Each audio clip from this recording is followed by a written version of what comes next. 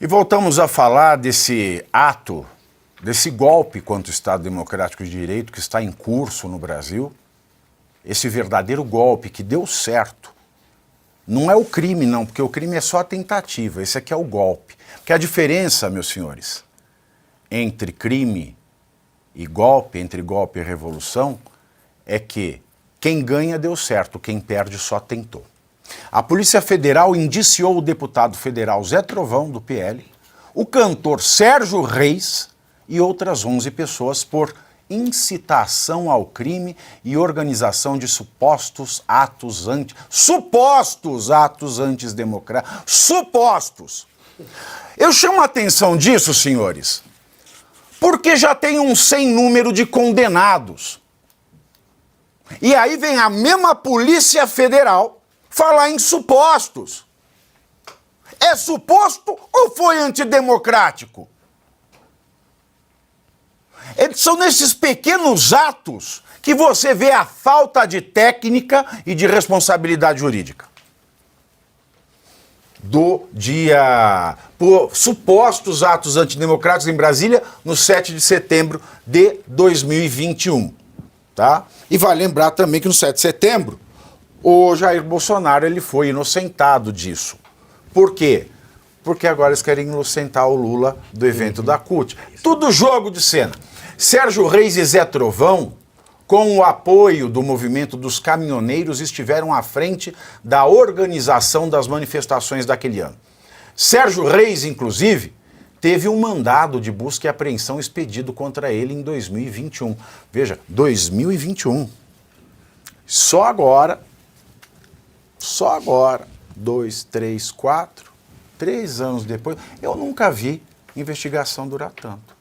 Mas a da reunião dos embaixadores, essa rapidinho foi concluída, né? Ou indiciaram o Sérgio Reis, Victor Brown, porque no Brasil de hoje, alguém ficou com muito medo que só ele pudesse dizer pinga em mim. Isso é ótima também. Olha só, ô Pabi, nem vou me aventurar aqui na questão jurídica, que acho que tem gente mais capacitada aqui na mesa do que eu, a começar por você, para fazer isso. Mas queria mostrar, chamar atenção aqui para o efeito social que produz essa ofensiva, que começou, vale dizer, não é de agora não, é até durante o mandato do ex-presidente Jair Bolsonaro contra os apoiadores dele. As ruas do Brasil estão esvaziadas, né? Atos de rua foram praticamente criminalizados.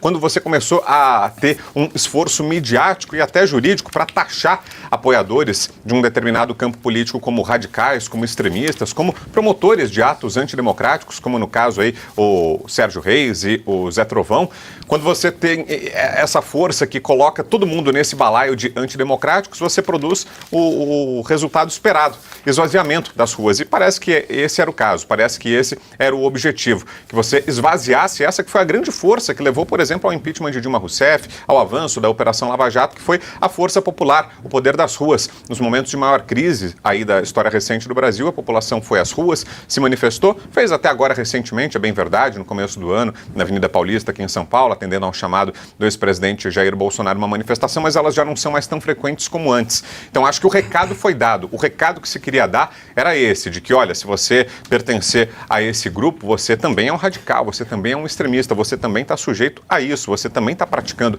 um ato antidemocrático. E cadê aqueles movimentos que, por exemplo, lideraram os atos de rua nesse passado recente que eu mencionei agora? Por que não estão se mobilizando agora, quando o governo federal está em maus lençóis, para pegar leve aqui, para usar uma expressão branda, está aí com um possível escândalo de corrupção do arrozão eclodindo, economia em frangalhos, contas públicas sendo desrespeitadas, os compromissos fiscais sendo rasgados, apesar de o presidente e o ministro falarem o contrário, dólar nas alturas, enfim. A situação não é boa, epidemia de dengue matando dezenas de brasileiros todos os dias, violência se espraiando pelo país inteiro.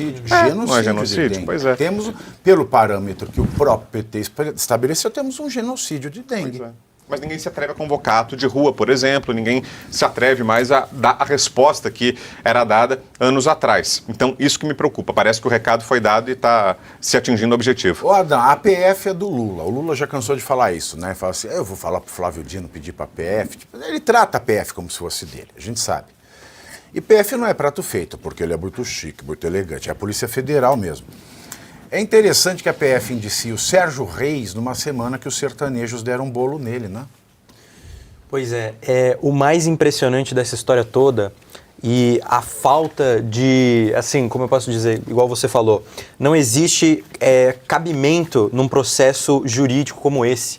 Assim como não existe gente na rua na manifestação da esquerda, assim como não existe possibilidade, uma fala dessa e uma indiciação como essa, eu posso dizer assim, uma mistura realmente de falta de habilidade técnica jurídica e mau caratismo com pitadas de vingança contra Jair Bolsonaro e seus apoiadores. É sobre isso que se trata. É sobre isso que se trata essas perseguições, é sobre isso que se trata esses processos e é sobre isso que se tratam todas as decisões que foram tomadas contra Bolsonaro e seus apoiadores. Um exemplo disso, quando o Lula diz que, porque a independência, o dia da independência do Brasil tem que ser dividido em 2 dias.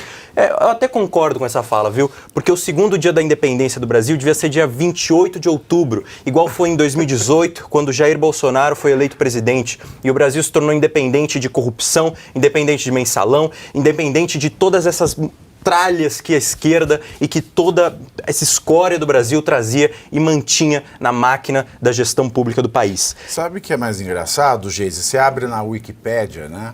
O Zé Trovão tornou-se conhecido por ser um dos articuladores dos atos antidemocráticos de 7 de setembro de 2021. Olha... já tá, a Wikipedia já sentenciou. Você sabe, se digitar aí uns nomes, aparecem umas coisas assim, né? Extremistas e tal. Eu não vou nem entrar na parte de como é que o Google faz o filtro das notícias, porque aí já é outro problema.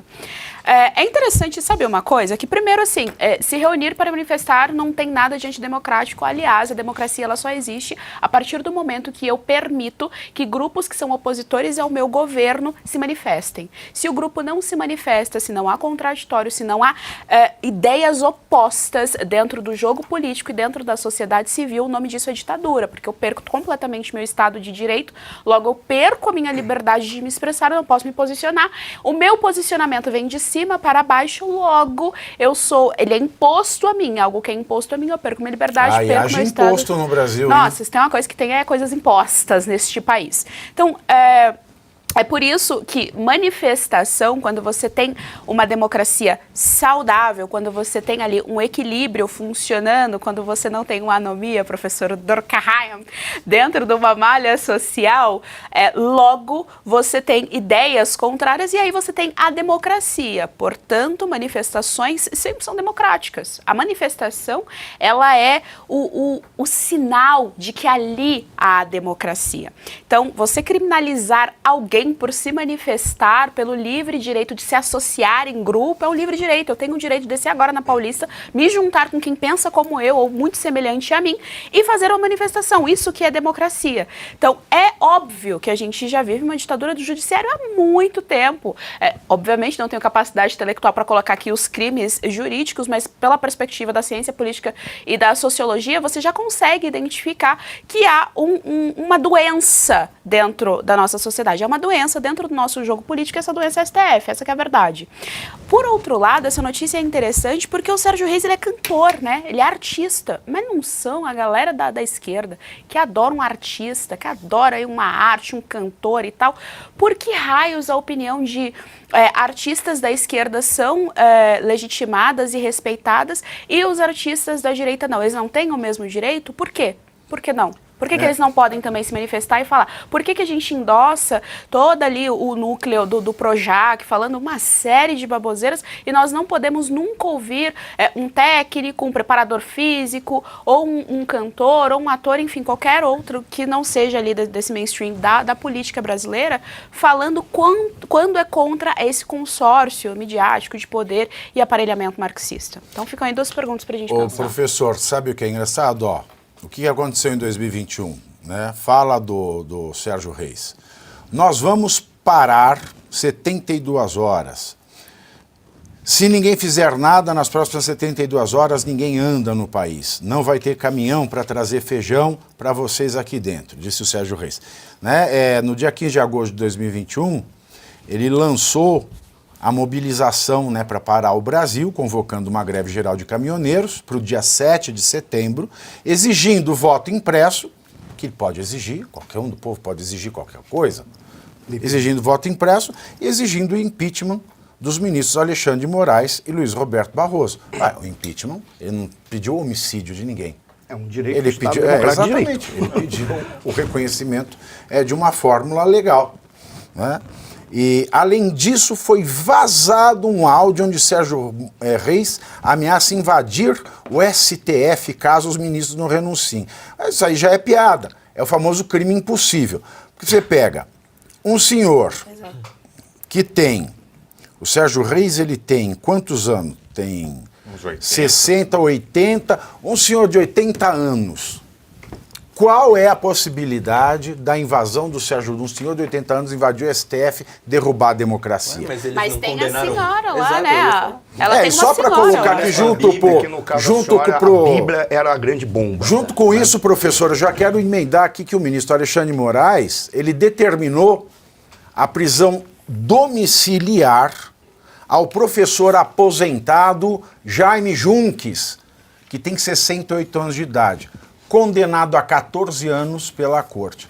O idoso tem câncer na próstata em estágio avançado e usa uma sonda para urinar, além de fraldas geriátricas. Há 2 semanas, Moraes mandou o homem para a cadeia, mesmo com recursos pendentes, em virtude de uma possível, que aquela cabeça lustrosa dele imaginou, fuga do eleitor. Enquanto isso, João de Deus, condenado a 500 anos, por tudo que fez, está em prisão domiciliar.